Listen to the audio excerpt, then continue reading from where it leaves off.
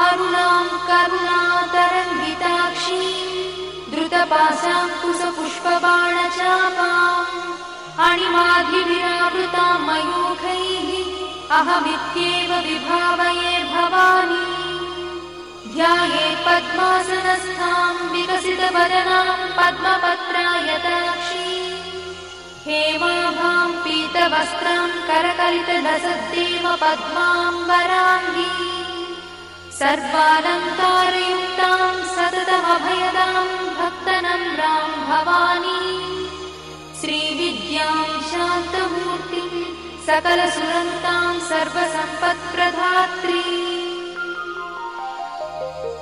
श्रीमाता श्रीमहाराज्ञी श्रीमत्सिंहासनेश्वरी चिदग्निकुण्डसम्भूता देवकार्यसमुद्यता उद्यद्भानुसहस्राभा